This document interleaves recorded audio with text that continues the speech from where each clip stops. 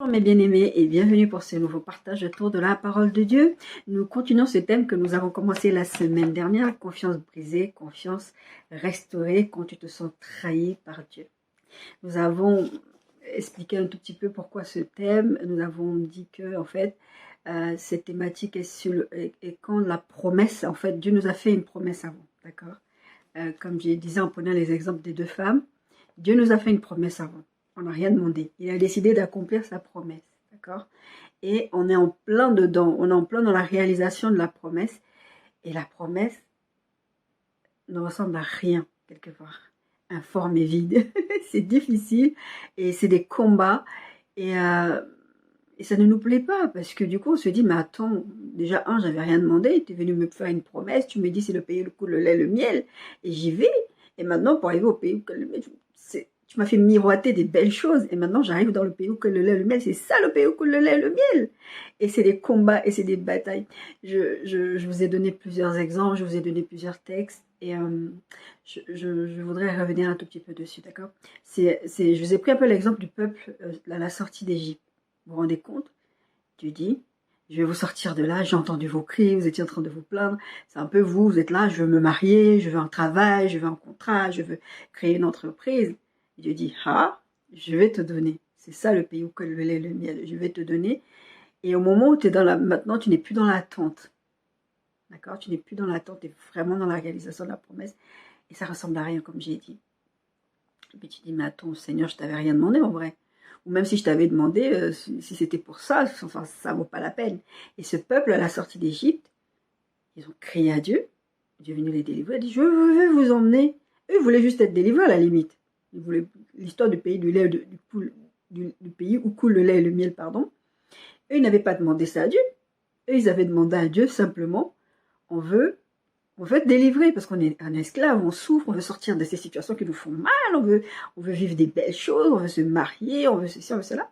Et Dieu dit, ok, j'ai entendu, et je vais vous emmener là-bas dans le pays où coule le lait et le miel. Et avant de sortir de là, il y a un message qui vient dessus, mais Pharaon leur fait la misère déjà, puis ils sont, non mais attends, c'était pas nécessaire, c'était pas nécessaire de venir nous faire ça, parce qu'on va souffrir, parce qu'on souffre, parce que c'est trop, on nous a rajouté des charges de travail, on nous maltraite encore plus. Non, c'est bon, en fait on était mieux esclaves. Vous dites à Dieu, c'est ce que je vous disais la semaine dernière, j'étais mieux dans cette situation. J'étais mieux avant. À la limite, toi et moi, on était là, on criait à Dieu. On a parlé de prière de supplication la semaine dernière. Et là, quand on parle du peuple, il suppliait vraiment Dieu. Et sorti d'Égypte, la mer. Mais Seigneur, tu veux qu'on meure ou quoi?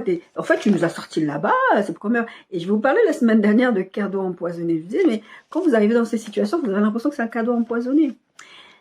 Le premier texte que je vous ai introduit la semaine dernière, c'était le texte hébreu qui parle de la foi, qui est une ferme assurance des choses qu'on espère. Non, c'est pas celle-là. C'est Hébreu 11:6 qui parle de sans la foi, il est impossible de plaire à Dieu. Parce que, en fait, Dieu, ce qu'il veut, c'est que tu aies confiance en lui. On a parlé de confiance aussi la semaine dernière. Dieu, ce qu'il veut, c'est que tu aies confiance en lui. Quand Dieu vient te donner une parole, il veut que tu t'accroches à cette parole. Je parlais de patriarche de la foi la semaine dernière, mais en fait, la Bible parle de héros de la foi. C'est peut-être mieux comme ça, les héros de la foi. Donc, ils ont vécu des choses compliquées. Dieu a dit, je vous promets ces choses-là. Et c'est vrai, quand on regarde ces textes des héros de la foi, c'est des gens qui attendaient la promesse.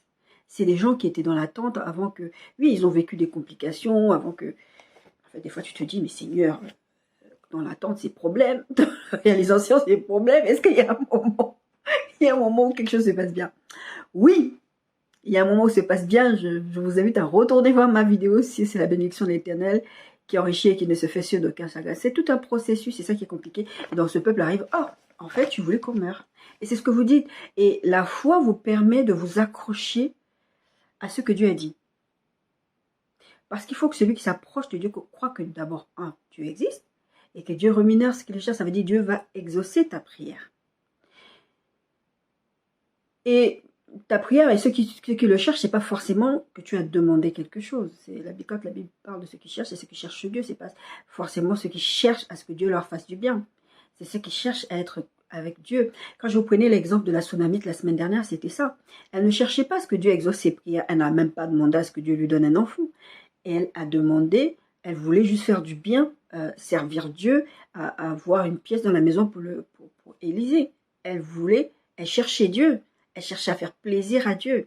Elle ne cherchait pas à ce que Dieu exauce ses prières. Donc, ceux qui le cherchent, c'est pas forcément ceux qui cherchent à ce que Dieu exauce leurs prières. C'est pas que ça. C'est aussi ceux qui restent dans la présence de Dieu, ceux qui marchent avec Dieu, ceux qui fonctionnent avec Dieu. Et Dieu va les rémunérer.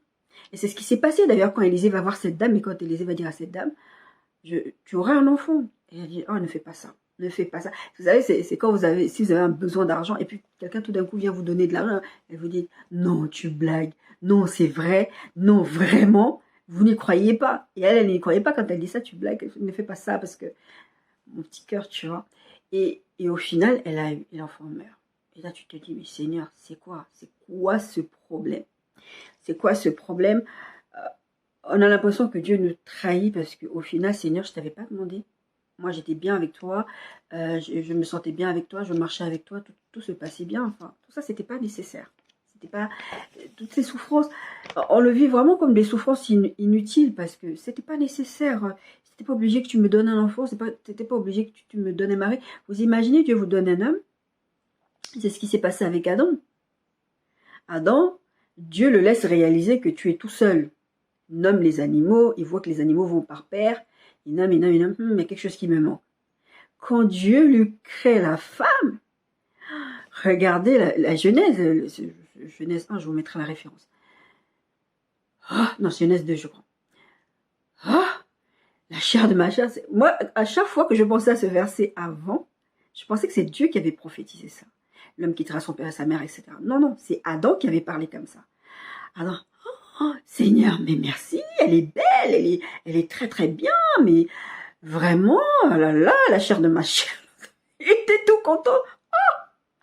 Moi, je ne savais même pas que j'avais ce besoin-là. Toi, tu m'as fait du bien et c'est génial. Et c'est de ça qu'on parle depuis la semaine dernière. D'accord. Et puis, le serpent vient. Problème n'a problème. Et Adam, il dit, mais c'est la femme que tu m'as donnée. Je pense qu'Adam, il a dû se sentir trahi par Dieu. Parce que tu vois, Seigneur, même s'il y avait peut-être un manque que je ne réalisais pas que j'avais ce manque-là, même s'il y avait ce manque-là, au fond, toi et moi, on était bien ensemble. Regarde, tu me donnes quoi? Un cadeau empoisonné qui va faire souffrir tout et qui a fait souffrir et qui fait souffrir toute l'humanité. C'est exactement ça que vous vous dites. Vous êtes là dans votre promesse. Et Seigneur, en fait, ta promesse n'était pas nécessaire. Adam, je suis sûre, il a dû se dire à un moment donné, c'était pas nécessaire, la femme. C'était pas nécessaire, c'était pas obligé que tu me la donnes, c'était pas obligé. Non, on était très très bien, j'étais là à nommer les animaux, j'allais cultiver la terre, j'allais pas être chassée du jardin d'Éden. Quand vous vivez la réalisation d'une promesse, qu'en plus vous n'avez même pas demandé, c'est ça le truc.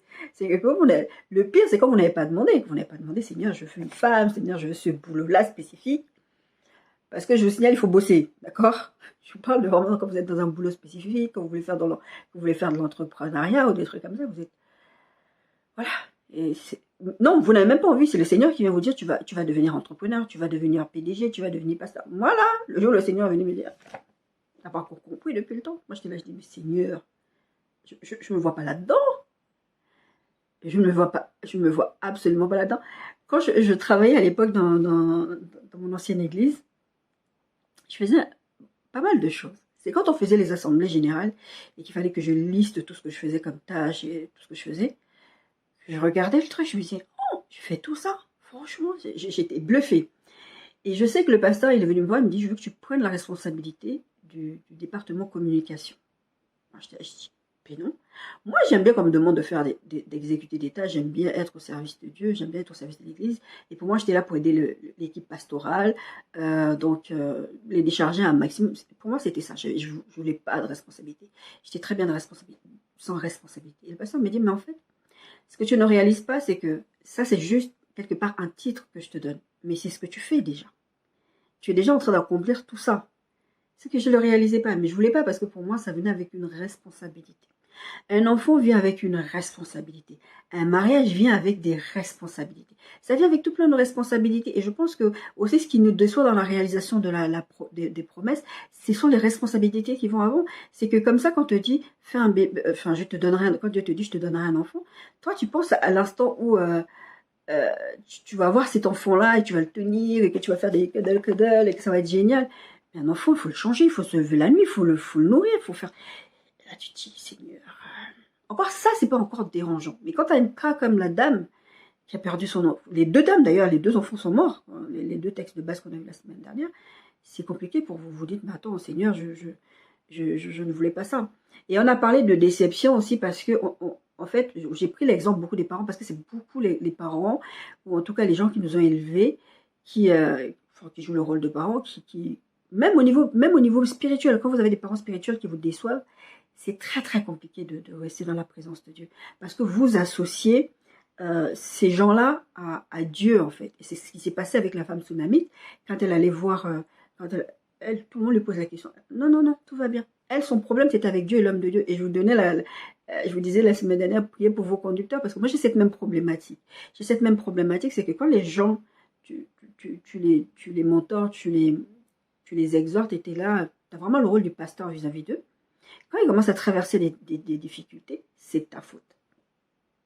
C'est de ta faute, ils s'attaquent à toi. Regardez Aaron et le peuple, Aaron, Moïse. À un moment donné, la Bible dit que le peuple voulait les lapider. Parce qu'ils étaient là, ils avaient faim. Mais Seigneur, en fait, on t'avait rien demandé. Mais comme il n'avait pas Dieu devant eux, d'après eux, les personnes qui voulaient lapider, c'était Aaron et Moïse. Et c'est comme ça, parce que quand nos parents naturels, ou ceux qui représentent nos parents, ou nos parents spirituels nous déçoivent, on a l'impression que c'est Dieu qui nous déçoit. En tout cas, au niveau spirituel, on croit que c'est Dieu qui nous déçoit. De la même manière, quand des gens vous déçoivent dans la vie de tous les jours, vous vous sentez trahi par eux. Vous avez ces blessures, je vous parlais de blessures, d'émotions, de toutes ces choses-là la semaine dernière. Vous avez ces blessures qui vous font penser que si eux ils sont capables de faire ça, ça veut dire que Dieu est capable de faire ça. Parce que pour vous, par exemple au niveau spirituel, les parents spirituels ou les frères et sœurs en Christ, on est censés être des ambassadeurs de Christ. Donc si vous faites ça, c'est que Dieu est comme ça. Vous avez ces trucs, cette façon un tout petit peu torturée de fonctionner, de se dire, si on me fait ça, c'est que c'est ça. Quand j'étais petite, j'ai appris, oui, c'était à l'école du dimanche, pour vous dire, je suis pas très jeune. Il y avait une chanson qu'on chantait, c'est Jésus est fidèle, Jésus est fidèle, les choses de ce monde me décevront, mais Jésus est fidèle. Et quand on chantait cette chanson, c'était vraiment dire que, et puis à un moment donné dans la chanson, c'est mon papa me décevra, ma maman me décevra, les choses de ce monde me décevront, mais Jésus est fidèle. C'est vraiment ce truc de dire, le reste, ils vont faire des choses. Mais la problématique, c'est qu'au lieu de se focaliser sur la deuxième partie du chant qui dit « Mais Jésus reste fidèle », comme je vous ai donné, c'est cette phrase que je dois me répéter à chaque fois quand je suis dans cette pensée de dire « Mais Dieu me veut du mal, mais Dieu m'a trahi ». Je dis non, Jésus est fidèle, Jésus est bon. Il ne me veut aucun mal. Dieu est bon, Dieu est fidèle, il ne me veut aucun mal. Et à partir du moment où tu dois parler à ton âme, on a parlé par là à son âme la semaine dernière, tu dois parler à ton âme, tu dois répéter ça à ton âme pour que ton âme comprenne que là, non, non, ça ne va pas. Mais la vérité, c'est qu'au lieu de se focaliser sur le fait que Dieu reste fidèle, Dieu reste bon, il a dit quelque chose, il va l'accomplir parce que c'est ce qu'il dit. On se dit non. Comme les gens ont l'habitude de nous décevoir, là, les amis ont l'habitude de nous décevoir, le patron a l'habitude de nous décevoir. Je vous prenais l'exemple de « Ah, tu iras au prochain anniversaire et jamais tu vas au prochain anniversaire. Ah, je te donnerai ça si tu fais ça et jamais on te donne quand tu accomplis la part du contrat. » Et c'est comme ça qu'on se sent devant Dieu. J'ai accompli ma part du contrat. Maintenant, toi, normalement, tu dois accomplir la tienne de part. Et ça nous pose problème même dans notre fonctionnement, dans notre foi. C'est pour ça qu'on a parlé de foi. On est branlé dans notre foi parce qu'on se dit que si on ne peut même pas faire confiance à Dieu, à qui on va faire confiance? On a parlé de donc ces deux textes de 1 Roi 17 à 24, c'était nos textes de base, et 2 Rois 4, 8 à 37, c'était l'Élysée et la femme tsunamite, et 1 Roi, c'était la veuve de Sarepta. Et aussi, on a l'impression, aussi, je vous disais que quand ça arrive ce genre de choses, on a l'impression que, parce qu'on a péché contre Dieu, que c'est une punition. Moi, le Seigneur, quand il vient me parler de mon futur époux, je dis non. Ça, c'est le passé, Seigneur. J'ai péché contre toi, j'ai eu un enfant hors mariage. Lui, c'est le passé. Et en plus, dans mon histoire, ce qui est très très tricky, c'est que le Seigneur m'avait demandé de le quitter à l'époque. Quitte-le, parce que si tu ne le quittes pas, tu vas t'éloigner de moi. Il va t'éloigner de moi. J'ai dit, Seigneur, t'es quand même bizarre. Pourquoi tu me demandes de le quitter? Et pourquoi tu me demandes maintenant de revenir vers lui?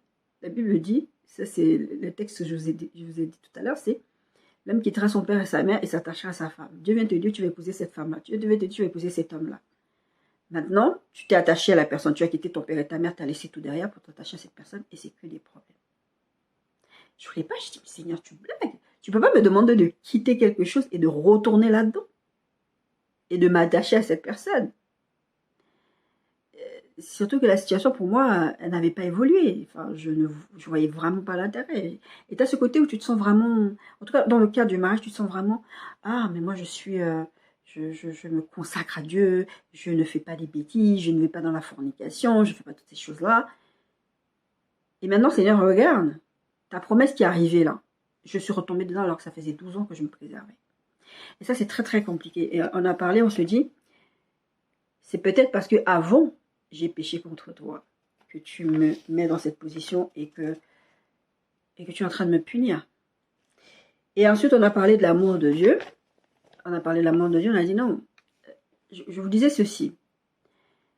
Dieu vous a tant aimé, Jean 3,16. Dieu vous a tant aimé qu'il a envoyé Jésus-Christ mourir à la croix pour vos péchés, pour vos maladies, pour vos malédictions, pour toutes ces choses-là qui vous condamnaient à la damnation éternelle. Et Jésus l'a payé ce prix fort.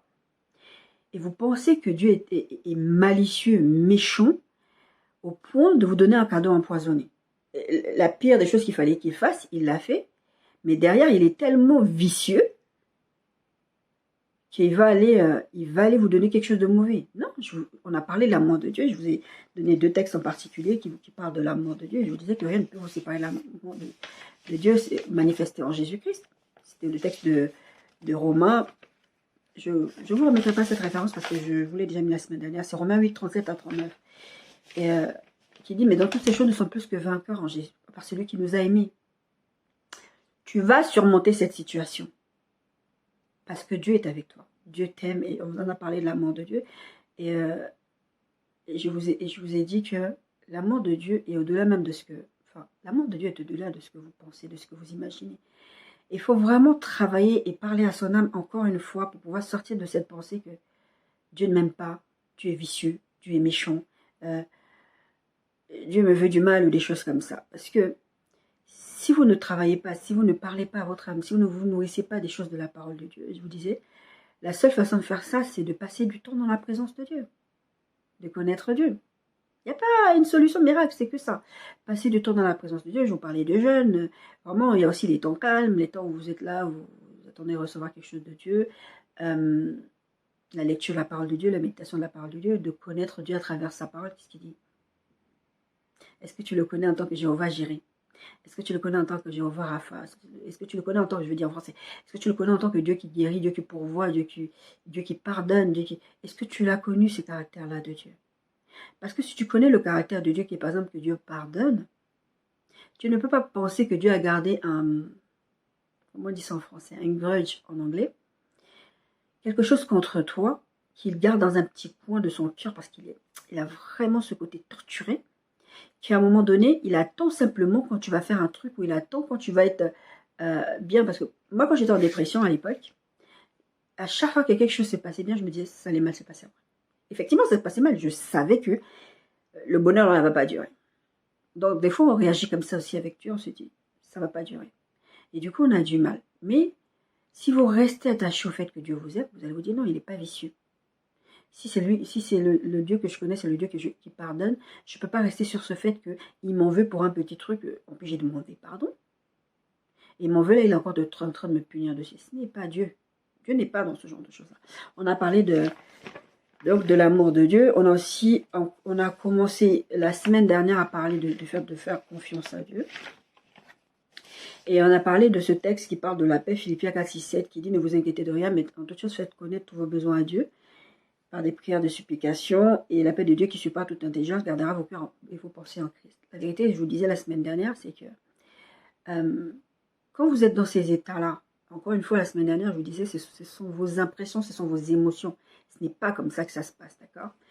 Quand vous êtes dans ces états, vous n'êtes plus en paix. Vous n'êtes plus en paix. Et la vérité, c'est que quand Dieu va vous parler, vous allez même avoir du mal à savoir que c'est Dieu qui vous parle, parce que vous n'êtes plus en paix, vous n'arrivez plus à ouvrir la Bible, vous n'arrivez plus à passer du temps avec Dieu, vous vous sentez déçu. Et je vous disais la semaine dernière, vous voulez que Dieu répare sa bêtise. Vous avez l'impression que Dieu a fait une bêtise, Bah, je voulais pas l'enfant. La tsunami, c'est ça, je voulais pas l'enfant. Donc, maintenant, répare ta bêtise. Et tant que Dieu n'a pas restauré cette confiance-là, confiance brisée, c'est ce qu'on est en train de dire, vous avez du mal à aller plus loin.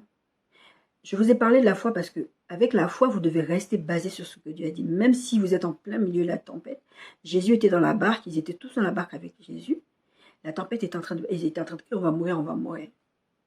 Mais Jésus est avec vous dans la barque. Vous n'allez mourir rien du tout. Oh ouais. Mais c'est l'impression que vous avez. C'est un cadeau empoisonné, c'est pas bien, on va tous mourir. Et Jésus dit, mais homme de bande d'incrédules. On va parler d'incrédulité aujourd'hui. Bande d'incrédules. En fait, la semaine dernière, on a parlé d'incrédulité, mais on n'a pas beaucoup dit le mot incrédulité. Mais c'est ça. En fait, c'est pour ça que je vous ai mis ce verset de la foi.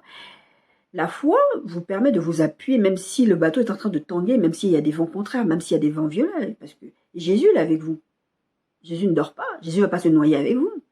Même si Jésus, là, son corps est en train de dormir, parce qu'il est en train de se reposer.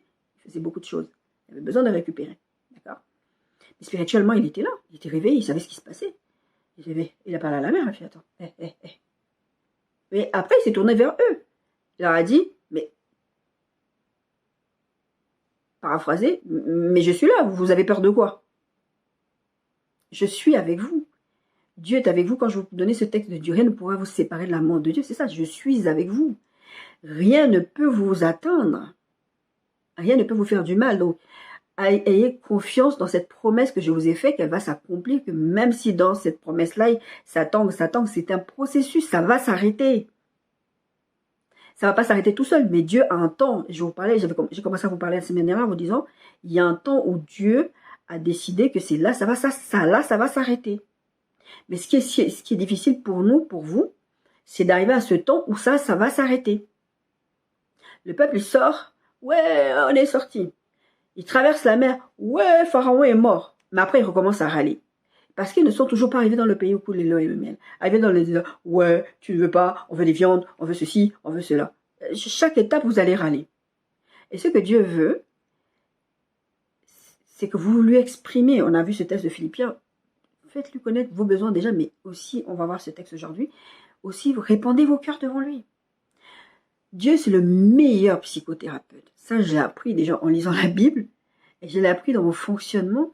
Enfin, je vous parlais la semaine dernière de phobie. Aucun psy ne m'a jamais dit ce que Dieu m'a dit. Aucun. Et pourtant, j'en ai vu des psys, des psychologues, des psychothérapeutes, des psychiatres. Aucun psy n'a jamais mis le doigt sur la phobie et sur d'autres trucs, des blessures de l'âme. Je vais vous donner un exemple. Si par exemple, c'est vraiment un exemple, petite parenthèse. Le Seigneur, quand il m'avait dit, fais ta liste pour l'homme que tu vas épouser. Moi, j'avais mis, je veux un blanc. D'accord? Parce que depuis que je suis toute petite, j'ai été attirée par les blancs.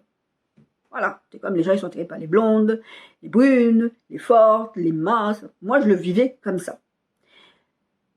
Personne n'est jamais venu me dire, mais t'as un problème, à part les gens qui venaient m'insulter pour me dire, oui, t'es aliéné, tu veux pas te mettre avec les gens de ta race, des bêtises comme ça. Bon, bref. Dans mon cas à moi, mon attirance n'était pas liée vraiment au fait que j'étais attirée, mais c'est ce que j'étais persuadée de ça. C'est le Saint-Esprit qui est venu me dire, non, toi, tu crois que tu es attiré par les blancs parce que c'est ton attirance, mais ce n'est pas ça. Tu es attiré par les blancs parce que la première personne qui t'a blessé, c'était ton père, qui t'a abandonné. Donc déjà ça, il y a eu une problématique. Et les premières personnes qui t'ont agressé, qui t'ont violenté, c'était des noirs. Donc, intérieurement, tu as associé le noir à quelque chose de mauvais. Et pourtant, moi, je suis le genre de personne, tu parlais avec moi, je suis fière de mes origines, je suis fière de moi, je suis ceci, je suis cela, ma culture, tout ça, les pagnes, les machins, les boubous, je suis à fond dedans. Je suis à fond dedans. Donc, quand tu discutais avec moi, tu ne pouvais pas penser que j'avais cette problématique. Mais qui a mis le doigt dessus? Le Saint-Esprit.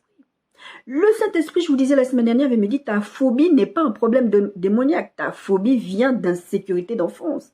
Donc, Dieu est le meilleur coach que vous puissiez avoir. Il va prendre Caïn, il va dire à Caïn, où est ton frère? Dieu savait où était Abel. Dieu n'avait pas besoin spécifiquement Dieu n'avait pas besoin d'une information, ni d'une confirmation. Ce que Dieu est en train de faire là, c'est de poussé Caïn à parler, à ouvrir son cœur, à répondre son cœur devant Dieu. Oui, j'étais vraiment, tu vois, tu m'as dit, le péché est tapé à ta porte, relève la tête, tout ça, tu m'as dit ça, je t'ai pas écouté, finalement j'ai tué mon frère. C'est ça que Dieu attend de Caïn. Caïn a dit, mais est-ce que je suis le gardien de mon frère? Mais toi, pourquoi tu viens me demander où il est où Abel? Moi, je sais où il est Abel. Dieu lui a donné la chance de s'exprimer. C'est pour ça que je vous dis, c'est vrai que c'est compliqué. On a tendance à vouloir, en fait, comment dire, on ne veut pas être fâché contre Dieu. Je vous disais la semaine dernière, on ne veut pas être fâché contre Dieu. On se retient un peu de dire ce qu'on pense vraiment à Dieu, parce qu'on s'est dit, si on dit ça, Dieu peut me punir. Dieu. Encore une fois, ça c'est parce qu'on a le fonctionnement comme ça avec les êtres humains, on l'attribue à Dieu. Si les êtres humains peuvent me trahir, Dieu peut me trahir. Donc si je dis ça à un tel être humain, il va se vexer. Donc si je dis ça aussi à Dieu, Dieu va se vexer. Et en plus, c'est Dieu, c'est pire encore, parce que si je dis ça à Dieu, Dieu peut me frapper. Non! Dieu veut que vous veniez répandre vos cœurs devant lui.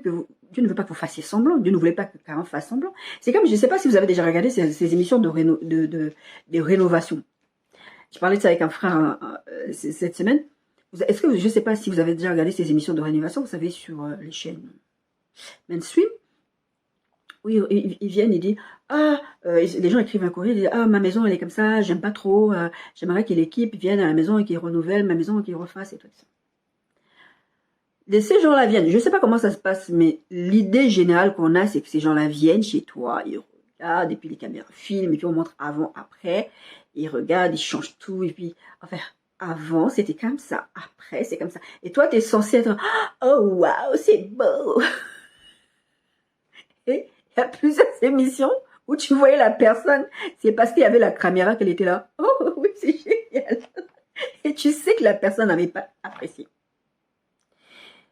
La personne n'avait pas apprécié. Et on se sent comme ça avec Dieu. On se dit, je suis obligé de dire à Dieu, tout va bien. Je suis obligé de faire semblant de... Comme si Dieu ne connaît pas votre cœur. Dieu connaissait le cœur de Caïn. Ça lui a dit, où est ton frère? Dieu connaissait le cœur de Caïn avant qu'il s'en prenne même à son frère. Il lui dit, attention. Corrige-toi. Parce que là, tu es en train d'aller faire une bêtise. Et vous vous mettez dans ces états parce que votre promesse est en train de mal se passer. Vous n'osez pas aller dire à Dieu, moi je ne suis pas d'accord avec ce que tu es en train de faire. Moi je lui dis à Dieu, moi je ne suis pas d'accord avec toi. Je ne veux pas de cet homme. D'abord je ne t'ai pas demandé. Je dis, pourquoi tu me dis va en Bretagne, tu vas te marier, tout ça, et tu me ramènes les choses du passé. C'est pas les choses anciennes sont passées normalement. Il faut laisser le passé dans le passé. Non, il faut aller. Parce que en plus tu vois, c'est comme ça que tu parles à Dieu. En plus tu vois, si c'est un nouvel homme, on va partir sur des nouvelles bases. Il n'y aura pas ces blessures de passé. Parce que cet homme, on a des blessures communes. Enfin, je suis très, très blessée. Et ça ne fonctionne pas parce que je suis très, très blessée. Pourtant, on s'entend très, très bien. La problématique n'est pas que... Mais au niveau du couple, ça ne va pas. En tant que... Je dis souvent, cet homme, en tant qu'ami, super. Mais en tant que conjoint, j'en veux pas. Mais c'est lié à des blessures. Et on se sent comme ça avec Dieu. On n'ose pas parce qu'on se dit, non, mais Seigneur, ça, c'est n'importe quoi ce que tu es en train de me donner. On va faire semblant de dire, oh, c'est beau finalement. La promesse est magnifique. C'est le pays où coule le lait et le miel. Le pays où coule le lait et le miel. Je vous signale que Dieu leur dit, ils ont vécu toutes ces difficultés-là de sortir d'Égypte. Je vous ai parlé de la mer, je vous ai parlé du désert. À un moment donné, ils envoient des espoirs. Dieu dit à Josué, c'était à Josué. Non, c'était à Moïse. Bon, bref, ils envoient des espions pour aller regarder, aller prendre les fruits pour venir montrer au peuple, pour venir encourager le peuple et dire, voilà, c'est vraiment le pays où coule le lait et le miel. Ils y vont, ils voient quoi? Des géants, des fils d'Anak, des problématiques. Seigneur, c'est ça le pays où coule le lait et le miel. Ils sont là, à la portée de la promesse. C'est ça le pays. Dieu va se fâcher parce qu'ils sont venus décourager les autres. Et puis il y en a deux qui ont dit, non, c'est vrai que c'est difficile. C'est pour ça que je vous parlais 2 fois. C'est vrai que c'est difficile, mais Dieu a dit. Dieu a dit que c'est le pays où coule le miel. C'est vraiment le pays où coule le miel. La semaine dernière, je vous parlais de conquête. Je vous disais, quand Dieu vous donne quelque chose, c'est pas souvent que c'est comme ça, sur un plateau. C'est une question de conquête. Ça allait prendre ce que Dieu vous a promis. Et c'est ce qui s'est passé avec le peuple à Canaan, au pays où le lait et le miel. Et c'est ce qui se passe souvent dans vos promesses. Et c'est pour ça que vous vous sentez trahi parce que vous vous dites, mais attends, moi je disais à Dieu, attends Seigneur, c'est une histoire d'amour, pourquoi ça doit être compliqué? Enfin, tu me fais la cour, tu m'amènes au restaurant, tu me fais les fleurs, moi je m'occupe de toi, enfin, je te fais à bouffer, on sort, on partage des bons moments. C'est de l'amour, on est là, on s'aime, je t'aime. Mais pourquoi c'est compliqué? Est-ce que c'est censé être compliqué? Et dans vos situations, vous allez dire, selon la situation que vous vivez, vous allez dire à Dieu, mais pourquoi c'est compliqué? Est-ce que c'est obligé que ce soit aussi compliqué? Moi, je ne te demandais pas. Tu me parles du pays où coule le lait, mais quel genre de pays où coule le lait et le miel? Prenez vos situations et superposez-la. Vous pouvez vous fâcher contre Dieu. Quand je dis vous pouvez vous fâcher contre Dieu, c'est que vous pouvez exprimer à Dieu ce que vous ressentez. On est dans cette partie, on a fini cette partie Dieu vous aime, on est dans cette partie, je vous ai dit qu'on allait continuer cette semaine sur la partie de la confiance en Dieu. Faire confiance à Dieu, c'est avoir aussi suffisamment confiance à Dieu pour exprimer ce qui ne va pas. Même dans une histoire de couple, on a l'impression que faut toujours que tout se passe bien. Mais les meilleures histoires de couple, c'est les histoires où vous avez confiance l'un en l'autre pour exprimer même ce qui ne va pas.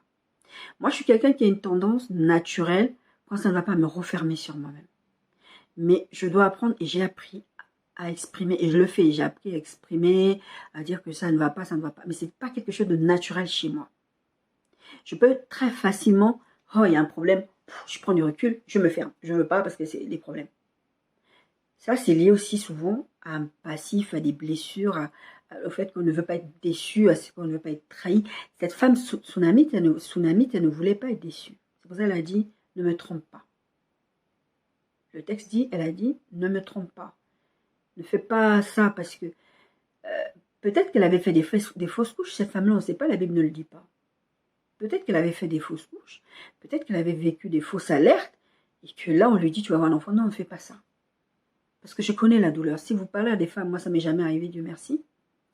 Si vous parlez à des femmes qui ont fait des fausses couches, c'est quelque chose, vous avez du mal à vous relever de ça. Pensez toujours, c'est quelque chose qui fait mal. Donc, vous ne voulez pas revivre ça. Donc, vous ne voulez pas. Ou quelqu'un qui s'est déjà marié une première fois, il y a eu un divorce, et vous êtes là, je ne me marierai plus jamais. Parce que vous avez été déçu. Même si Dieu vient te parler de mariage, tu as tellement été déçu que tu dis non, je ne veux pas. C'était trop difficile.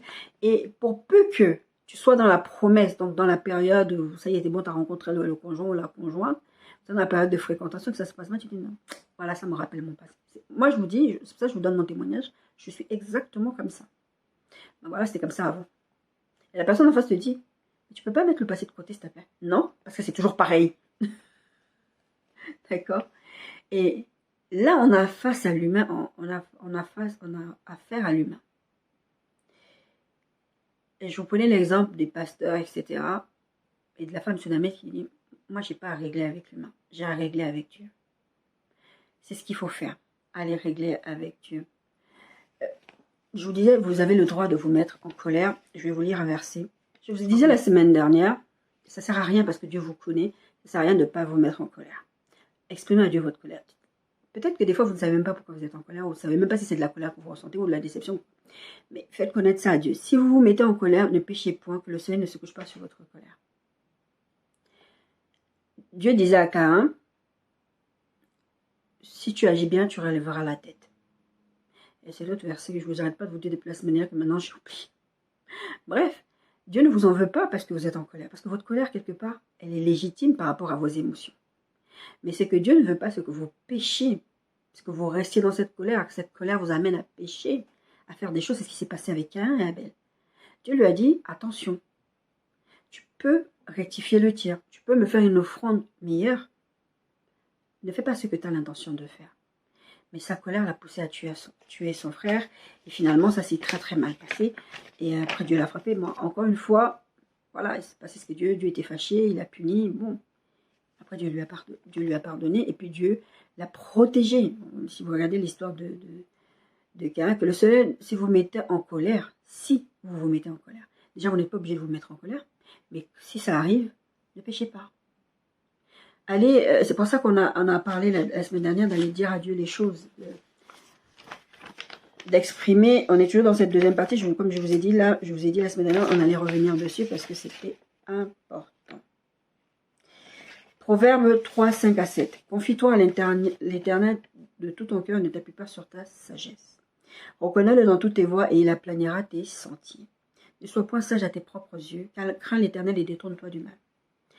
qu'est-ce que ce texte nous apprend sur notre thématique? Je vous parlais la semaine dernière d'émotions.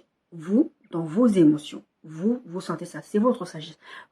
Moi, je ressens ça. Donc voilà, c'est comme ça. C'est que Dieu m'a trahi. C'est que Dieu me veut du mal. C'est un cadeau empoisonné. C'est votre sagesse, votre propre sagesse. Vous dites ça à votre âme. Votre âme vous exprimez à voix haute. Vous dites à Dieu, non, ça, je ne suis pas d'accord. Je ne veux pas. C'est pas, encore une fois, vous avez le droit de ressentir ce que vous ressentez.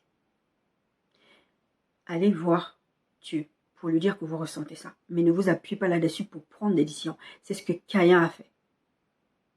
Ne vous appuyez pas là-dessus. Et le peuple qui a été puni, ce peuple qui était censé voir la terre promise, le pays où le lait et le miel, ils ont quasiment tous été décimés parce qu'ils ont embêté trop Dieu. Ils ne voulaient pas, et vous étiez là, oh, on en a marre, oh, on n'a pas ceci. Et Dieu s'est fâché à un moment donné, mais c'est bon. N'arrivez pas dans ces moments avec Dieu où Dieu finisse par se fâcher, parce que Dieu est super patient avec nous. N'arrivez pas dans ces moments où Dieu se fâche parce qu'il en a marre de ce que vous êtes en train de faire. Bon, comme on aime bien dire, on est dans les temps de la grâce, mais n'abusez pas de la grâce de Dieu, s'il vous plaît. Parce que vous ne savez pas quand Dieu va se lever. C'est la Bible qui dit, Dieu se lève, ses ennemis s'enfuient. Mais même vous-même là, vous allez fuir. N'attendez pas de pousser Dieu à bout. Ne poussez pas Dieu à bout. Vous avez des gens qui ont des personnalités très très calmes. Moi, j'ai une personnalité plutôt calme. C'est très... Il y a une seule personne sur cette terre avec qui facilement je me fâche. Je boude. Mais le reste du temps, je suis quelqu'un de hyper patient. Mais ne me pousse pas à bout. Parce que si tu me pousses à bout, tu vas voir un côté de moi que tu ne veux pas voir. Et ça, c'est un truc que personne n'a envie de voir. Moi-même, je n'ai pas envie de voir ça. D'accord? Donc, ne poussez pas à Dieu. Confie-toi à l'intérieur de tout ton cœur. Ton cœur n'est pas en place là. Ton cœur est en train de dire c'est un cadeau empoisonné. Ça là, si j'aime pas. Cette situation, moi, j'aime pas. On est en train de parler de confiance en Dieu. Je vous ai dit qu'on allait continuer sur la confiance en Dieu cette semaine. On a fini de parler de l'amour de Dieu. On est dans la confiance de Dieu. Non. Ton cœur là, il n'est pas là. Il ne veut pas faire confiance à Dieu parce que ta sagesse te dit, il m'a trahi. C'est un cadeau empoisonné. Je n'aime pas ça, Dieu, ce que tu fais là. Je n'aime pas. Ce que tu me donnes là, est-ce que je t'avais demandé? À la limite, on était bien comme on était, comme je vous disais la semaine dernière. Pourquoi tu viens me proposer des choses qui me créent des problèmes? Même si à la limite, je t'ai demandé un mari, même si à la limite, je t'ai demandé un contrat, même si à la limite, tu m'as dit, ouais, tu vas voir, c'est génial. À la limite, dis-moi, et la semaine dernière, je vous disais, des fois, on a envie de savoir les choses. On a envie que Dieu nous dise, ça va se passer mal. Tu vas voir, il y a une vidéo que j'ai regardée il y a 2 semaines, je crois. Et le gars, c'était un sketch. C'est pas la première fois que je vois ce sketch. Je l'ai déjà vu chez les anglo-saxons. Et il disait, c'est un sketch où tu vois un jeune qui vient, qui dit, et Dieu vient lui parler, il lui dit, mon fils, tu vas démissionne de ton boulot. Une fois que tu as démissionné de ton boulot, tu vas aller à tel endroit. Tu vas voir quelqu'un qui est comme ça, comme ça, comme ça. Tu vas lui dire ceci, il va te dire ceci. Après, tu vas aller... Et puis, en fait, le sketch, c'est que, la première partie, c'est que Dieu déroule comme ça. Tu vas faire ceci, il donne les étapes. Et le sketch, c'était de dire, ça, c'est ce que nous, on pense que Dieu fait. Dieu va nous donner les étapes au fur et à mesure. Et en fait, la deuxième partie du sketch, c'est ce que Dieu fait vraiment. Mon fils, démissionne de ton boulot. C'est tout à fait ça. Parce que nous, on veut que Dieu nous explique les étapes. Seigneur, ok, tu m'as dit je vais épouser cet homme-là. Bon, les 5 premières années, ça va se passer mal, il va se passer ça, il va y avoir cette problématique-là, il va y avoir ceci, il va y avoir cela. Et après, au bout de ce temps-là, cette période-là exactement, vous allez rentrer dans une période de félicité, ça va se passer comme ça. Dieu ne fait pas ça. Dieu ne fait pas, il ne te dit pas. C'est quand tu arrives dans la promesse, c'est quand tu arrives dans la réalisation de la promesse que Dieu te dit, ah, voilà, c'est ça. Demain, ce sera ça. Bon, encore une fois, la promesse, c'est de dire, il va se passer ça. Moi, dans mon cas, par exemple, Dieu m'a promis beaucoup de choses, il m'a dit, il va se passer ça. Mais il ne m'a pas donné les étapes, comment je vais les vivre. Et du coup, quand tu es en train de vivre, tu te sens trahi par Dieu. J'avais posé la question au Saint-Esprit une fois, j'avais dit, mais Seigneur, pourquoi tu n'as pas dit à Abraham qu'il allait avoir Ismaël? Et Seigneur m'a dit ceci, si je lui avais dit, ça allait le décourager, ça allait l'ébranler dans sa foi. Parce que Abraham aimait tellement Dieu,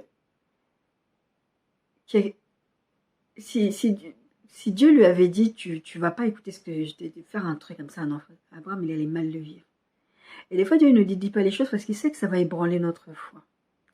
Et du coup, il reste là, il dit, non, je te dis pas à toi parce que ça va te décourager. Donc, il ne vous dit pas, et c'est ça qui vous pose problème, parce que du coup, vous avez l'impression que c'est un cadeau empoisonné, parce que vous avez envie que Dieu vienne vous dire, ne t'inquiète pas, demain, il va se passer ça. Mais Dieu il vous dit simplement, ne vous inquiétez de rien. Faites connaître ce que vous ressentez là, Dieu. Philippiens 4, je vous ai dit ça la semaine dernière. Et ne vous dit pas, demain, ça va s'arrêter. Et moi, le Seigneur, à chaque fois, il m'encourageait, il me disait, voilà, va te comporter comme ça, fais ceci, fais ceci. Et moi, je me disais, bon, comme le Seigneur a dit qu'il faut que je fasse ça, ça veut dire que ça va s'arranger. Ça veut dire que ça va se passer comme, si le Seigneur me donne une instruction comme ça veut dire, non. Pas du tout. Ça s'est pas arrangé. J'étais triste. Une fois, le Seigneur m'expliquait quelque chose en rêve par rapport à une personne que je fréquentais à l'époque, enfin, pas que je fréquentais, une amie. Et le Seigneur me dit, remets-la à sa place et mets-moi à la place de Dieu, parce qu'en fait, dans ma vie, dans mon fonctionnement, et je ne le savais pas, j'avais mis cette femme-là sur un piédestal et elle avait pris la place de Dieu dans ma vie. C'était vraiment elle. Et elle commence à avoir des problèmes. Je dis, mais Seigneur, à un moment donné, je me suis mis à genoux. Je dis, Seigneur, qu'est-ce qui se passe? Pourquoi ça se passe comme ça? Il me dit, remets-la à sa place et remets-moi à la place de Dieu dans ta vie et tu verras. Moi, je l'ai interprété. Ah, si je fais ce que Dieu me dit, notre amitié va être restaurée, on va être bien, on va de nouveau s'entendre bien, on va de nouveau rigoler comme avant. Ça s'est passé très très mal. Et à la fin, mais vraiment à la toute fin, quand j'étais sur le point de partir de cette église-là, le Seigneur me montre son vrai visage.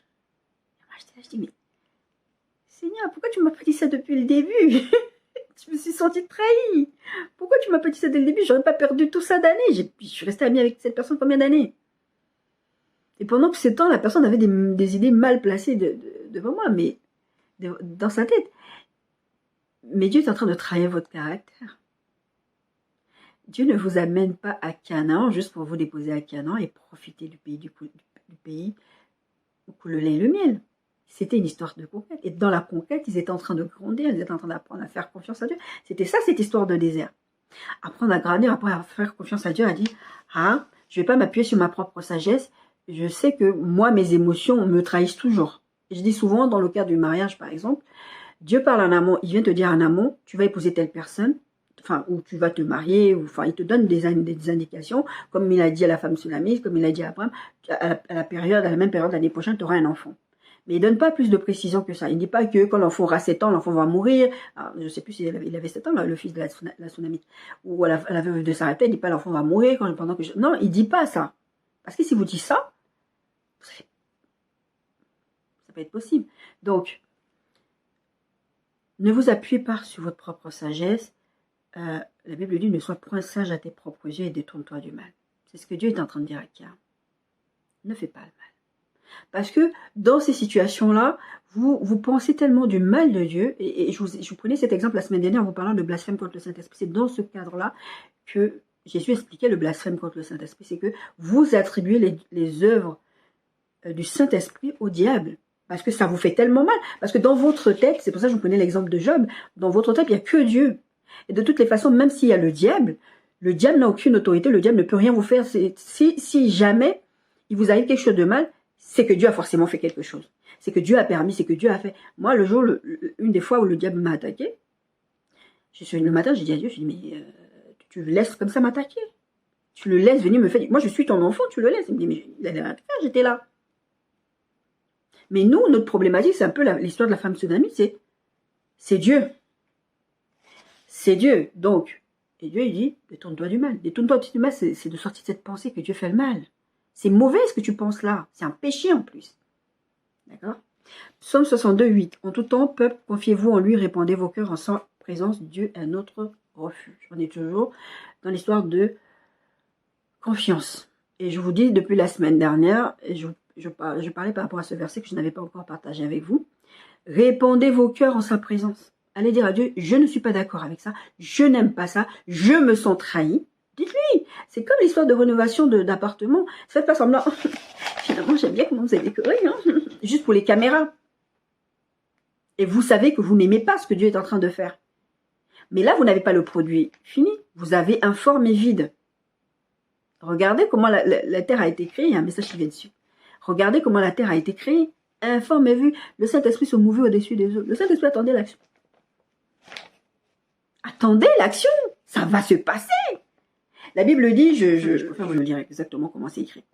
Habakkuk 2:3 dit ceci, car c'est une prophétie dont le temps est déjà fixé. Elle marche vers son terme et elle ne mentira pas. Si elle tarde, attends-la, car elle s'accomplira et elle s'accomplira certainement. Quand Dieu est venu te faire la promesse, il te dit, ça est en train d'arriver, ce que tu attends, le pays où coule le lait, le miel, ça arrive.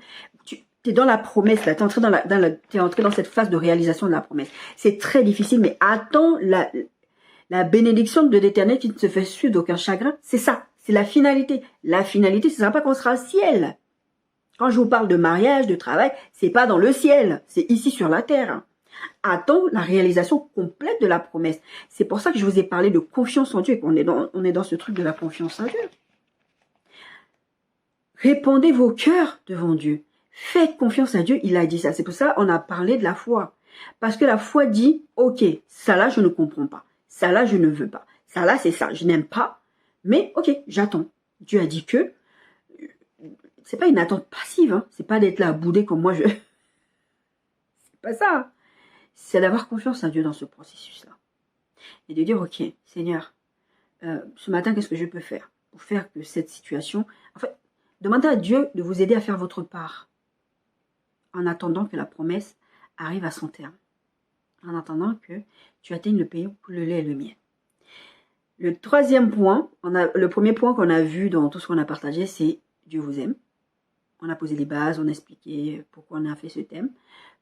Première partie, c'était Dieu vous aime. Deuxième partie, faites confiance en Dieu. Et la troisième partie, c'est Dieu maîtrise votre futur, même si dans ta situation, tu es incrédule. Dieu maîtrise ton futur, même si dans ta situation, tu es incrédule. Lamentation 3:37 dit ceci, qui dira qu'une chose arrive sans que le Seigneur l'ait ordonné. Dieu, il est venu, il a ordonné quelque chose. Ça va arriver. Vous dites, je vous disais la semaine dernière, vous arrivez dans la situation, vous dites, Dieu, il ne sait même pas ce qu'il est en train de faire. Parce que c'est difficile. Parce que Dieu, il vient te dire, point A, point Z. C'est ça les histoires avec Dieu. Et je vous dis, que ce soit dans ce message que je suis en train de partager maintenant avec vous, ou que ce soit sur le message de, c'est la bénédiction de l'Éternel qui enrichit et qui ne se fait suivre d'aucun chagrin, vous dites, point A, point Z. Mais il y a de B à X, Y et Z. Il y a de B à Z, oh, je connais même plus mon alphabet. Bref, il y a tout ça. Il y a 24 lettres au milieu. Et ces 24 lettres-là, c'est des processus. C'est des processus. Vous voulez juste arriver le matin, l'os de ma chair, les os de mes os, enfin, vous voulez juste, oh, c'est beau. Et puis quand il y a une problématique, oh, la femme que tu m'as donnée, oh, le cadeau empoisonné que tu m'as donné. Non. Ce couple-là devait travailler ensemble. Oui, ils ont un petit peu fait des bêtises. C'est pas grave. On est maudits, on a été maudits. Mais bon, Jésus a pris la malédiction. Ésaïe 43, 16, 19. Ainsi par l'Éternel qui fraya dans la mer un chemin et dans les eaux puissantes un sentier, qui mit en campagne des chars et des chevaux, une armée et de vaillants guerriers, soudain couchés ensemble pour ne plus se relever, anéantis, étaient comme une mèche. Ne pensez plus aux événements passés et ne considérez plus ce qui est ancien. Voici, je vais faire une chose nouvelle sur le point d'arriver, ne la connaîtrez-vous pas. Je mettrai un chemin dans le désert et des fleuves dans la solitude. Dieu maîtrise ta situation. Dieu ne découvre pas en même temps que toi, le pays où coule le lait et le miel, il y a des fils d'Anak là-bas, il y a des géants. Dieu sait que vous allez aller vous bagarrer. Dieu sait qu'ils allaient aller à la conquête. Dieu sait qu'il y a des problématiques. Dieu savait qu'il allait avoir Ismaël. Dieu sait tout ça. Il ne souhaitait pas Ismaël. Mais Dieu sait tous les attaques, que ce soit le diable, que ce soit, je vous ai dit que ce soit vous-même qui ayez péché, que ce soit le diable qui vous attaque ou que ce soit Dieu qui vous met à l'épreuve. Peu importe. Mais vous allez rentrer dans le pays où coule le lait et le miel. Dieu va faire une chose nouvelle. Et la semaine dernière, je vous disais déjà un peu, Dieu met des solutions même où vous ne voyez pas les solutions. Et je vous ai pris l'exemple d'Aïa. La solution était toujours là. Elle ne la voyait pas. Et il y a des situations où Dieu crée des solutions de toutes pièces, comme je vous ai parlé. Je vous ai pris l'exemple des filles des Tsélophar. Bref. En tout cas, ils sont allés voir Moïse. On n'a pas de terre. On n'a plus aucun mal dans la famille. Les terres vont aller aux frères de notre père. Mais nous aussi, on veut avoir droit à des... Dieu Dieu, il a fait jurisprudence, il a dit, ok, donnez-leur. Dieu peut créer des solutions où il n'y en a pas. Même si ta situation, tu as l'impression que c'est difficile, que tu ne vas pas sortir de ça, ça ne veut pas dire que Dieu ne sait pas. Ça ne veut pas dire que Dieu n'a pas conscience de ce qui se passe. Les disciples dans la barque, c'est ce qu'ils se disaient. On va mourir, Jésus il est là en plus. Et ça ne te dérange pas. On est en train de se noyer. Toi, tu es là, tu dors, tranquille. Et c'est comme ça que vous le ressentez. C'est pour ça que vous avez ce sentiment de trahison. Ça ne te dérange pas qu'on soit là, qu'on est en train de souffrir. Ça ne te dérange pas que l'homme que tu me dis, il est comme ça. Attends, il dit à Dieu, mais la femme que tu m'as donnée, elle est problématique. Hein. Et si vous regardez l'histoire, je vous ai parlé beaucoup de l'histoire de Job la semaine dernière. Dieu ne l'a même pas séparé de sa femme. Dieu lui a même pas dit, bon, elle là, elle t'a dit de me maudire, vire-la. Elle sait que sa femme, elle a refait des enfants avec. Dieu a une façon de fonctionner qui ne convient pas des fois. Mais Dieu sait ce qu'il fait. La Bible dit que Dieu dit, je mettrai un chemin dans le désert et des fleuves dans la solitude. Tu vois pas de solution, il va frayer un chemin, il va mettre un chemin, il va créer même de toutes pièces s'il le faut, il va le faire. D'accord. Isaïe 51, 9 à 12 et 14 à 16. Réveille-toi, réveille-toi. Ça, il parle à Dieu. Il dit à Dieu de se réveiller. Réveille-toi, réveille-toi. De force bras de l'Éternel, réveille-toi comme au jour d'autrefois, dans les anciens âges. N'est-ce pas toi qui as bâti l'Égypte, qui transperça le monstre? N'est-ce pas toi qui as mis à sec la mer, les eaux du grand abîme, qui fraya dans la profondeur de la mer un chemin pour les passages et racheter? Je vous parlais du peuple qui arrivait devant la mer. Ainsi les rachetés, l'Éternel retournera-t-il à Sion avec chant de triomphe et une joie éternelle couronnera leur tête. L'allégresse et la joie s'approchent, la douleur et le gémissement s'enfuiront. Ça va finir. Il y a un moment donné, tout ça, ça va s'arrêter. Mais qu'est-ce que vous faites pendant que vous êtes dans cette situation et que ça ne s'arrête pas? C'est moi qui vous console. Qui es-tu pour avoir peur de l'homme mortel et du Fils de l'homme pareil à l'herbe? Bientôt, celui qui est courbé sur le fer sera délivré. Il ne mourra pas dans la fosse et son pain ne lui manquera pas. Ton chômage là, ça va finir. Ton célibat là, ça va finir. Tout ce que ça va finir. Je suis l'Éternel ton Dieu qui soulève la mer et fait mugir les flots. L'Éternel des armées est son nom. Je sais pas. L'Éternel des armées, déjà c'est fort ça comme attribut de Dieu. Je mets mes paroles dans ta bouche et je te couvre de l'ombre de ma main pour étendre de nouveaux cieux et fonder une nouvelle terre et pour dire tu es mon peuple. Tout ça, c'est un encouragement pour vous dire, il ne va rien vous arriver. Vous allez sortir de cette situation parce que Dieu maîtrise la situation. Si Dieu est en train de faire ces promesses-là à son peuple, il est fait, vous êtes le peuple de Dieu, vous êtes les enfants de Dieu. Dieu est en train de dire, ça là, ça va finir. C'est juste un moment où vous avez souffert, et puis ce peuple-là, ils étaient partis après encore ils sont partis dans le pays où coulait le miel, après ils sont partis en déportation, ils ont vécu des choses compliquées, ce peuple. Même dans la promesse, des fois c'est compliqué.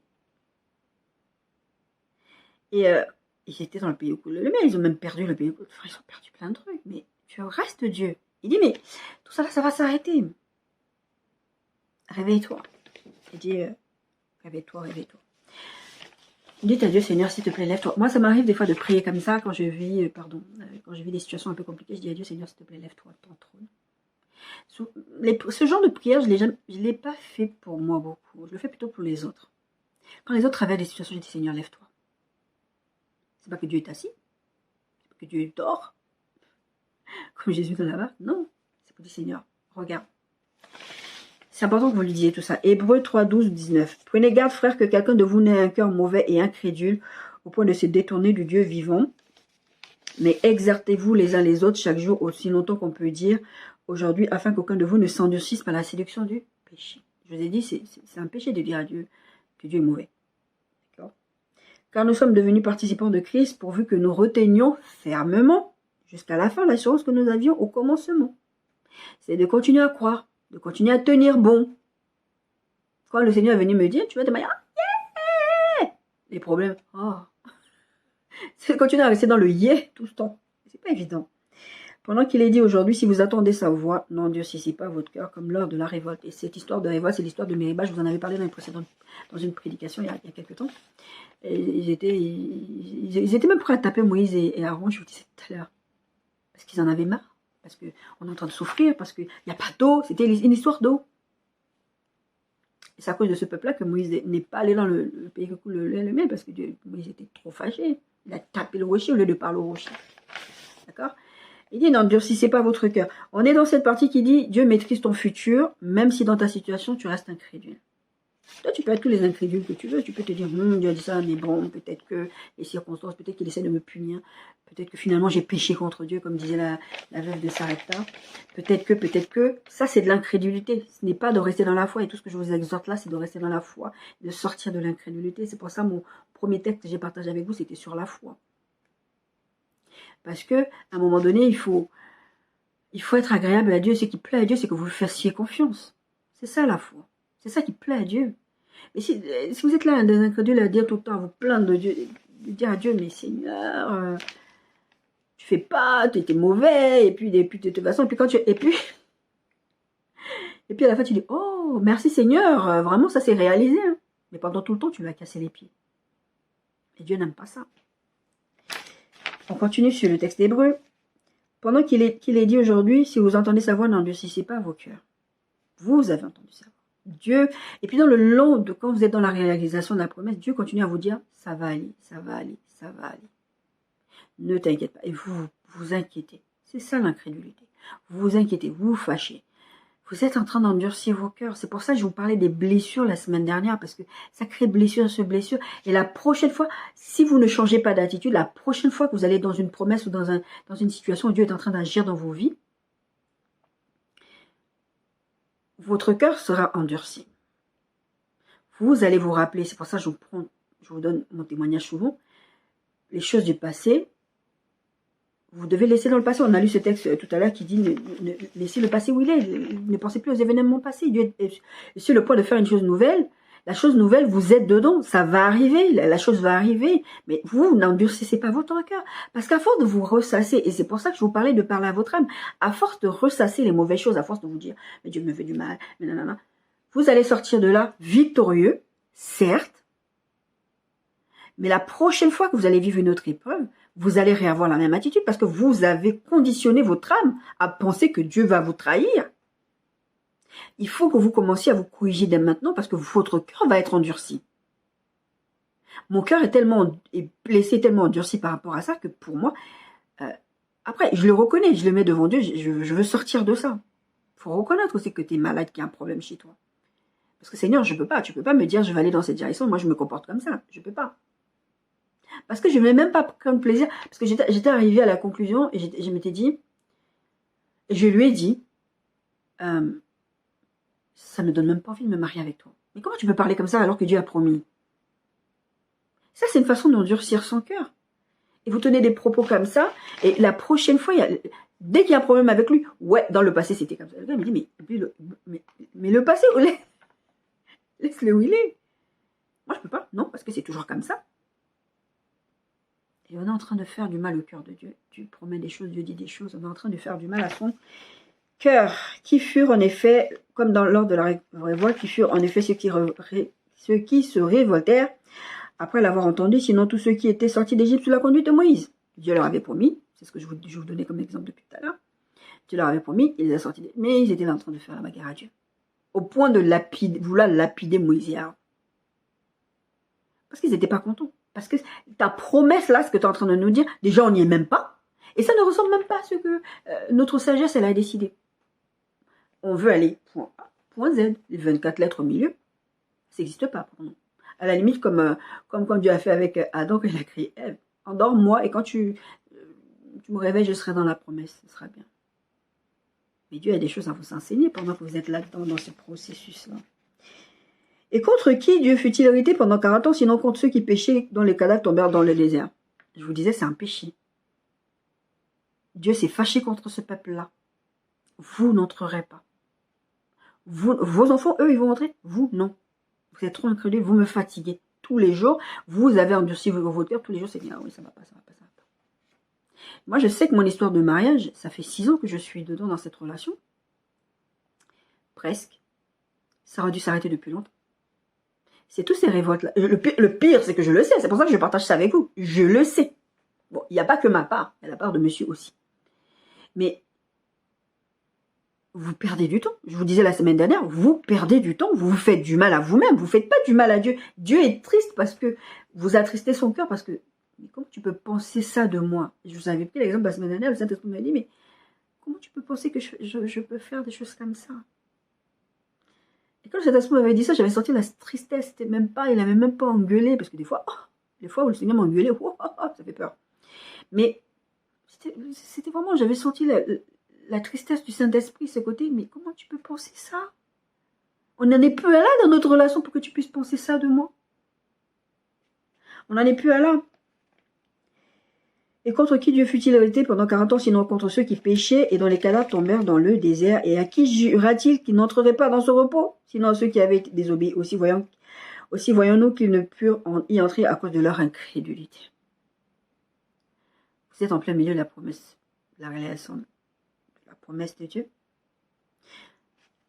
On a parlé de paix la semaine dernière. Vous n'entrerez pas dans ce repos, vous ne serez jamais tranquille parce que vous êtes dans l'incrédulité. Parce que vous êtes toujours dans cet état d'esprit de négativité. Parce que vous voulez que Dieu répare. Tu es venu me promettre, tu es venu me dire ceci, tu m'as trahi, répare. Mets-moi directement au point Z. Tu n'es jamais tranquille, tu ne rentres pas dans le repos de Dieu. Et finalement, est-ce que tu es même capable d'aller témoigner de Dieu? Dieu était bon avec moi, Dieu fait non, tu vas voir ce côté négatif de dire c'était nul. C'est quel genre de promesse qui ressemble à rien, informe et vide? Quand la Bible parle de Jésus, la Bible dit qu'il est venu sans éclat ni beauté. Quand j'étais plus jeune, vraiment enfant, je pensais que, même plus tard, même je crois, j'avais eu cette conversation une fois avec ma soeur dans l'âge adulte. Mais Jésus devait être beau de ouf. Et j'avais oublié ce verset que la Bible dit qu'il vient sans éclat ni beauté. Parce que je me disais non. C'est le Fils de Dieu, réincarné sur la terre. Ça va être une bombe. Dieu ne peut pas le faire moche. Regardez comment tu as créé la terre, informe et vide. Il ne ressemble à rien. Jésus ne ressemblait pas. Il n'avait pas de quoi attirer les regards, la Bible dit. Votre situation n'est pas attractive là. C'est pas beau. Mais regardez ce que Jésus a fait. Regardez ce que Jésus nous enseigne. Regardez ce qu'il a pris à la croix pour nous. Regardez Jésus. Je vous disais la semaine dernière, regardez à la croix. Si vous regardez à vos émotions, si vous regardez à ce que vous ressentez, vous ne regardez pas à la croix, vous allez souffrir. Mais vous allez souffrir gratuitement. Regardez ce que Dieu a fait. Ne regardez pas à ce que vous êtes en train de vivre là. C'est rien, c'est moche. Ok, allez répandre vos cœurs devant Dieu, je vous ai dit. Mais ne soyez pas des incrédules. Parce que vous, sincèrement mes amis, vous connaissez Dieu. Au fond de vous, quand je vous dis de connaître Dieu à travers sa parole, c'est de connaître les caractères de Dieu. De ça que vous allez dire, non, il n'est pas comme ça. Mais au fond, vous savez que Dieu ne fait pas le mal. Au fond de vous, en tant qu'enfant de Dieu, vous savez que Dieu ne fait pas le mal. Mais pourquoi quand vous êtes dans cette situation, vous dites que Dieu il est mauvais? Que Dieu vous a donné un cadeau empoisonné? Parce que Dieu peut tout arrêter. Moïse n'a pas vu la terre promise. Bon, le cas de Moïse, c'était un peu quand même... Ce peuple-là n'a pas vu. C'était que les enfants, je vous disais. Vous allez des fois... faire traîner en longueur la promesse de Dieu, en fait, la réalisation parfaite, complète, la finalité, je veux dire, parce que vous passez votre temps à râler. Donc, une situation comme le peuple, vous êtes censé faire 40 jours, vous allez faire 40 ans. Et puis, un jour, vous allez témoigner, les gens vont vous regarder, ils vont vous dire, quoi? Pour se marier, là, t'as fait, moi, 6 ans. 6 ans? Je suis pas encore mariée, il n'y a même pas de demande en mariage. Pour moi, c'est du n'importe quoi. Je ne vais même pas être dedans. C'est quoi ça? Vous allez vous retrouver à attendre 10 ans un truc que vous étiez censé avoir en une semaine. Parce que vous râlez tout le temps. Parce que vous êtes aux portes de la réalisation de la promesse de Dieu. Vous êtes dans la promesse parce que c'est difficile, vous laissez tomber. Vous savez, je vais essayer de voir si je trouve cette image-là.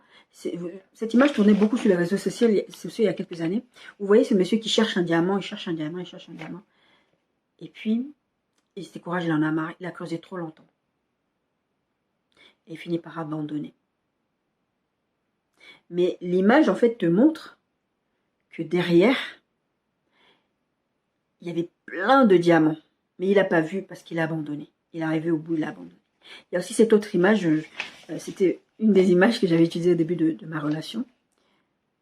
Tu vois cet homme qui va dans le désert. Il marche tout. Il y a une main. Moi, j'appelle ça la main de Dieu. Parce que je ne sais pas si c'est un chrétien qui a fait ça, en fait. Si c'est la main de Dieu qui le pousse, il y a une main, enfin, qui descend du ciel, qui pousse, qui l'amène vers une direction. Et puis, il amène vers... Enfin, le désert est vaste. Il voit de loin que c'est long pour y aller là-bas. Et il voit un gros robinet apparaître au milieu du désert. Et il y a une goutte qui tombe. Il dit à Dieu, toi, tu sais pas. Quelque part, c'est ça. Tu ne sais pas ce que tu fais. Moi, j'ai vu un robinet là, il y a une petite goutte d'eau, il boit la petite goutte d'eau, il est tout content et il repart par où il est venu. Et la main, en fait, ne fait que le pousser dans la direction où il doit aller, mais comme là-bas, il ne voit rien, informe et vide, sans éclat ni beauté. Et finalement, il s'en va. Il a bu une goutte d'eau, il est tout content, il a bu sa goutte d'eau, il est parti. Puis genre, il regarde, t'as vu, j'ai bu de l'eau. Alors que derrière, il y avait une oasis, il y avait de l'eau, il y avait des fruits, il y avait une femme. J'essaierai de vous trouver cette image, cette petite vidéo. Vous êtes dans la réalisation de promesses. Derrière, il y a toujours mieux. Ce que Dieu vous promet, c'est quelque chose de beau et de bien et de mieux. Ce que vous êtes en train de vivre là, ce n'est pas définitif et ce n'est pas la finalité. Ce n'est pas ça qui ne se fait suivre d'aucun chagrin, parce que là, vous êtes dans le chagrin en vrai. Vous êtes chagriné. Quand je vous ai lu ce texte avec la veuve de Sarepta, elle dit, mais Élie dit, mais Seigneur, tu veux m'affliger? Un des synonymes d'affliger, c'est chagriner. Vous êtes chagriné. Vous avez du chagrin. Est-ce que c'est écrit dans la Bible, la bénédiction de l'Éternel est suivie de chagrin? Comme une de mes sœurs de cœur me disait une fois, mais ton prénom, c'est pas souffrance. Comment vous pouvez penser que vous êtes dans cette situation-là? Vous êtes dans le chagrin, c'est ça que Dieu veut.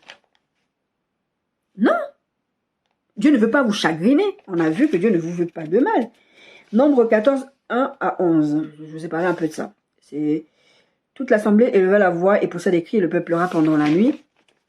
Tous les enfants d'Israël murmuraient contre Moïse et Aaron et toute l'assemblée leur dit, que sommes-nous pas morts dans le pays d'Égypte ou que ne sommes-nous pas morts dans ce désert?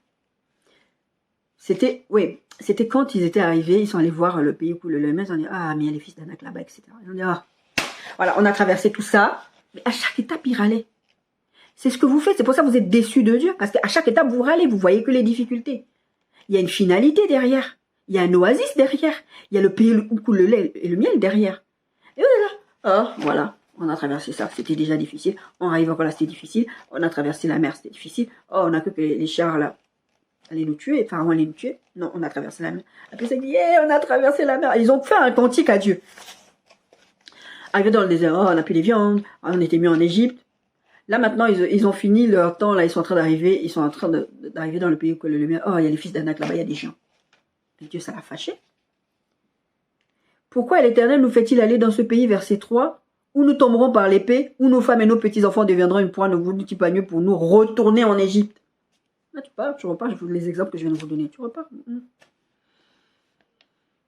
Tu es dans l'incrédulité. Comment ça, Dieu? Attends, les fils d'Anak, t'as vu, c'est des chiens? Un problème? Oui, on a vu que c'est le pays où le coule le mien. Oui, ta promesse avait l'air jolie comme ça sur le papier, mais dans la réalisation, tu vois bien qu'il y a des problèmes. Je ne sais même pas si tu réalises ce que tu fais, Dieu, et franchement.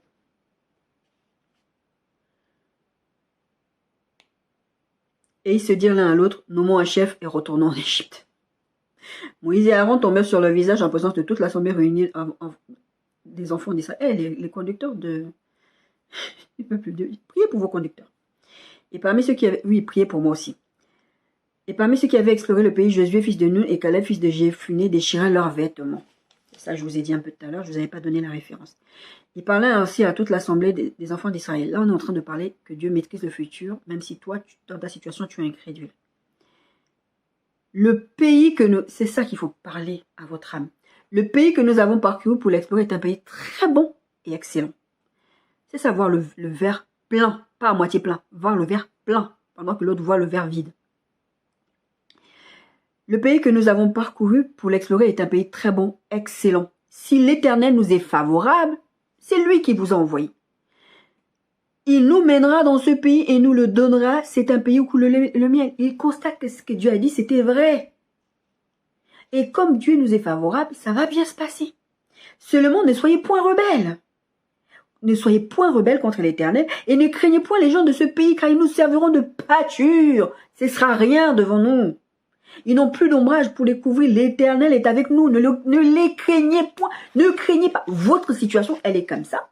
Mais ce que Josué est en train de dire, il est en train de dire de la part de Dieu, il est en train de vous dire, ok, là, ça ressemble à une forme de vie, aucun éclat, aucune beauté. C'est même moche, très moche. Mais Dieu est favorable. C'est pas... Dieu t'a promis quelque chose. Dieu fait accomplir sa promesse. Tu es en plein dedans. C'est difficile maintenant. Mais Dieu n'est pas en train de te trahir, il est en train de te fortifier. Ce que vous ne devez pas oublier aussi dans cette situation, c'est que Dieu est en train de vous former. Quand il s'agit de mariage, Dieu est en train de vous préparer à être une épouse selon le cœur de Dieu.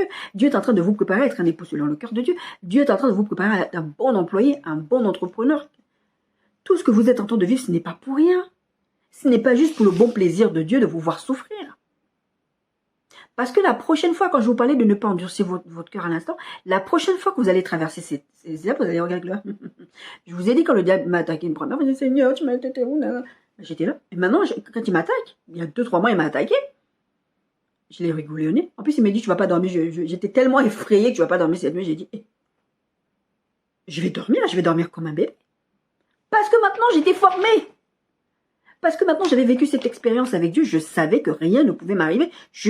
Dieu est là. C'est pas parce que je ne le vois pas que Dieu n'est pas là. Il me protège, je le sais. Donc, vous savez, c'est pour ça que je vous disais la semaine dernière, revoyez, je vous parlais de rendre grâce à Dieu. Revoyez ce que Dieu a déjà fait. Vous savez que ce que Dieu a déjà fait, il le fera encore. D'accord? Ne soyez point rebelles, ça c'est Jésus qui dit. Toute l'assemblée parlait de les lapider, c'est ce que je vous disais tout à l'heure. Lorsque la gloire de l'Éternel apparut sur la tente d'assignation devant tous les enfants, ils voulaient le lapider. Si Dieu n'était pas apparu, si sa gloire n'était pas descendue, ils allaient les lapider. Et l'Éternel dit à Moïse, jusqu'à quand ce peuple me méprisera-t-il, jusqu'à quand me croira-t-il pas en moi, malgré tous les prodiges que j'ai fait au milieu de lui? Péché. Dieu s'est fâché, il a dit. En fait, Moïse vous dit des trucs. Vous voyez l'homme de Dieu, donc vous vous dites, c'est Dieu. Dieu m'a trahi, tout ça. Jusqu'à quand tu veux? Ce dernier verset qu'on vient de lire, le verset 11, il dit, jusqu'à quand vous allez me mépriser? Parce que vous méprisez Dieu. Je vous ai parlé de ça quand je vous parlais de la manne et des cailloux. Jusqu'à quand vous allez me mépriser? Vous pensez que je ne sais pas ce que je fais? Vous pensez que je ne sais pas où vous êtes? Je ne sais pas. Vous pensez que je ne sais pas ce qui se passe dans l'ombre qui vous attaque, qui ne vous attaque pas? Je sais, je maîtrise tout ça. Dieu maîtrise votre futur, mes bien-aimés. Et ça, il faut que vous vous répétiez ça à votre âme, que Dieu maîtrise votre futur. Ok Seigneur, je ne comprends pas ce qui est en train de se passer, ça me fait mal. Bon, répandez votre cœur devant Dieu. Si vous avez péché contre Dieu, demandez pardon à Dieu et avancez. Continuez à croire Dieu malgré tout ce que vous êtes en train de vivre. Jacques 1, 2 à 17. Heureux l'homme qui supporte patiemment la tentation, car après avoir été éprouvé, il recevra la couronne de vie que le Seigneur a promise à ceux qui l'aiment. Que personne, lorsqu'il est tenté, ne dise « c'est Dieu qui me tente », car Dieu ne peut être tenté par le mal et il ne tente même personne. Mais chacun est tenté quand il est attiré et amorcé par sa propre convoitise. Puis la convoitise, lorsqu'elle est conçue, en fait le péché. Le péché étant consommé, produit la mort. Ne vous y trompez pas, mes frères bien-aimés. Toute grâce excellente de tout don parfait descend d'en haut, du Père des Lumières, chez lequel il n'y a ni changement ni ombre de variation. Dieu ne change pas. Il a dit, frère. Dans nos situations, on se dit, Dieu me veut du mal. La Bible dit, Dieu il tente personne. Hein. Il ne vous veut pas du mal. Dieu n'est pas dans le mal. Et vous avez cette pensée même de dire, Dieu me fait tomber dans un piège, parce que si Dieu n'avait pas mis cet homme-là, je ne serais pas tombé dans l'impudicité, par exemple. C'est un piège, c'est un cadeau empoisonné. Ce que vous allez faire comme bêtise pendant la réalisation de la promesse, c'est vous. Vous et vous-même. Dieu n'est pas dedans. Dieu ne tente personne, Dieu ne fait pas le mal. Dieu a dit quelque chose. Le premier verset de Jacques,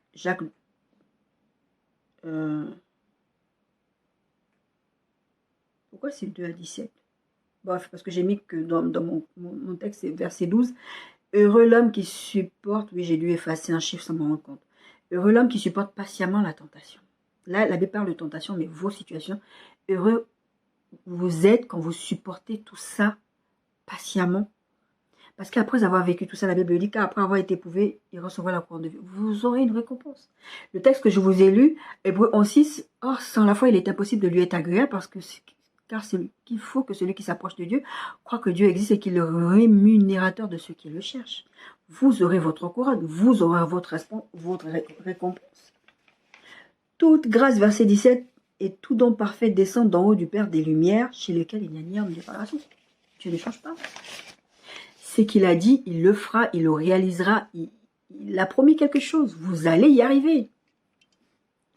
La Bible dit ceci, ça c'est pas un des textes que j'ai mis, non, mais je l'ai mis quand j'ai revu ce que j'allais faire cette semaine, le Saint-Esprit m'a mis ça à cœur. 1 Corinthiens 13, 11. Lorsque j'étais enfant, je parlais comme un enfant, je pensais comme un enfant, je raisonnais comme un enfant. Lorsque je suis devenu homme, j'ai fait disparaître ce qui était de l'enfant en moi. Je vous parle depuis la semaine dernière de blessures, de toutes ces choses qui font qu'on a encore ce cœur d'enfant, qui fait qu'on a du mal à avancer. Mais l'apôtre Paul, il disait, quand j'étais un enfant, j'agissais comme un enfant. Réagir comme ça, de dire que Dieu est mauvais, c'est un truc des enfants.